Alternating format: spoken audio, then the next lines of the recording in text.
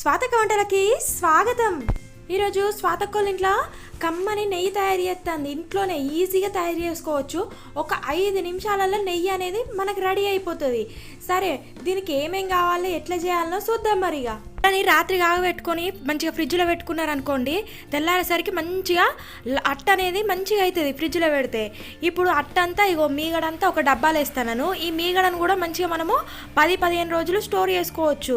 ఎట్లా స్టోర్ చేసుకోవాలంటే ఇగో మీగడంతా ఒక డబ్బాలో వేసుకుంటా ఫ్రిడ్జ్లో పెట్టాలి. బయట పెట్టద్దు, బయట పెడితే ఖరాబ్ అవుతుంది, కానీ ఫ్రిడ్జ్లో పెట్టాలి. అప్పుడైతే ఏం కాదు. ఇగో పాల మీద మీగడ ఉంది కదా, ఈ మీగడ మొత్తాన్ని ఇగో మిక్సీ జార్లో వేసుకుంటున్నా. ఎందుకంటే ఇప్పుడు మిక్సీ పట్టుకోవాలి. దీన్ని మిక్సీలో పట్టుకోవచ్చు. ఇంకోటి ఏంటంటే మంచిగా కవ్వం ఉంటుంది కదా మజ్జిగ ఇలికేది, దాంతో కూడా వేసుకోవచ్చు. దాంతోనైతే కొంచెం పని ఎక్కువ. ఇదైతే ఒక 2 నిమిషాలలో ఈజీగా అయిపోతుంది. ఎట్లాంటి కష్టం లేకుండా ఈజీగా అయిపోతుంది. పాల మీద మీగడంతా మంచిగా ఈ మిక్సీ జార్లో వేసుకున్నాను మొత్తము. ఇప్పుడు దీంట్లో ఒక 1/2 గ్లాస్ మాత్రమే నీళ్లు పోయాలి. ఎక్కువ ఇప్పుడే పోయొద్దు నీళ్లు, ఎందుకంటే వెన్న అనేది జల్దీ రాదు. ఇప్పుడు మిక్సీ పడదాం. ఇక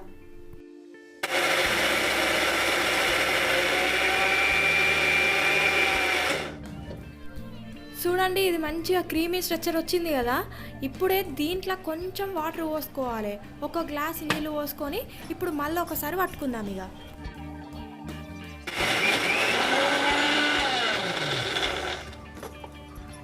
ఇంకా క్రీమీ స్ట్రక్చర్లోనే ఉంది. ఇప్పుడు దీంట్లో ఇంకో 1/2 గ్లాస్ నీళ్ళు పోసి ఇప్పుడు మళ్ళీ ఒకసారి పట్టుకుందాం. ఇక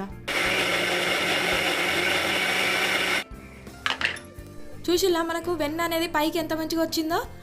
మన వెన్న అనేది రెడీ అయిపోయింది. ఇప్పుడు దీన్ని బటర్ అంటారు కదా, బయట అమ్ముతూ ఉంటారు కదా, అదే ఇదన్నమాట. ఇప్పుడు దీన్ని మంచిగా వాటర్ని ఇట్లా పిండేసుకొని ఒక గిన్నెలో వేసుకుందాం. ఇక మొత్తం ఇట్లనే చేస్తాను. ఇక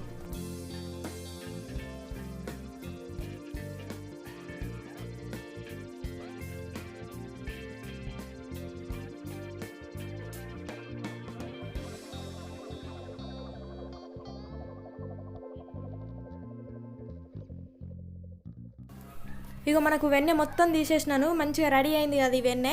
చూడండి ఎంత మంచిగా ఉన్నదో. ఇప్పుడు పొయ్యి ముట్టించుకొని దీని మీద ఈ వెన్నె గిన్నె పెట్టాలి.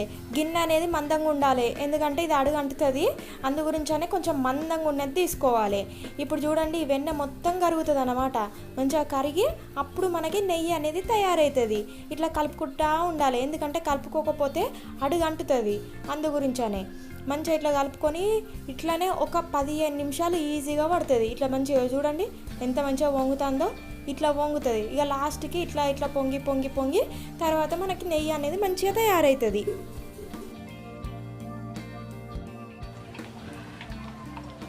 నెయ్యి అనేది రెడీ అయింది. ఇప్పుడు దీంట్లో కొంచెము కరివేపాకు వేసుకోవాలి. కరివేపాకు వేసుకుంటే ఏంటంటే ఫ్లేవర్ మంచి వాసన వస్తుంది. ఇంకా నెయ్యికి ఇంకా కొంచెం ఫ్లేవర్ అనేది మంచిగా వస్తుంది అన్నమాట. అందు గురించి అని ఇది వేసుకున్నాము. ఇప్పుడు నెయ్యి రెడీ అయింది. దీన్ని వడపోసుకుందాం. వడపోసుకునేది ప్లాస్టిక్ దాంట్లో వడపోసుకోవద్దు, ఎందుకంటే అది కాలుతుంది. ఇట్లా ఐరన్ దాంట్లో వడపోసుకోవాలి. అప్పుడైతే మంచిగా కాలకుండా ఉంటుంది. స్టోర్ చేసుకునేటప్పుడు కూడా గాజు దాంట్లో స్టోర్ చేసుకోవాలి. అప్పుడైతే ఎక్కువ రోజులు మంచిగా ఉంటుంది. ఇట్లా స్టీల్ దాంట్లో తర్వాత ప్లాస్టిక్ దాంట్లో స్టోర్ చేసుకోవద్దు. ఇప్పుడు నేనెందుకు ఈ స్టీల్ డబ్బాలో పోసిందంటే వేడిది గాజు గ్లాసులో పోస్తే గాజు గ్లాసు వలుగుతుంది. అందు గురించనే నేను ఈ స్టీల్ డబ్బాలో పోసిన. చల్లగా అయిన తర్వాత గాజు దాంట్లో పోస్తాను. ఇగో ఇట్లా వెళ్ళింది కదా మంచిగా గోల్డ్ కలర్లా. దీంట్లో చక్కెర వేసుకొని తింటే టేస్ట్ సూపర్ ఉంటుంది.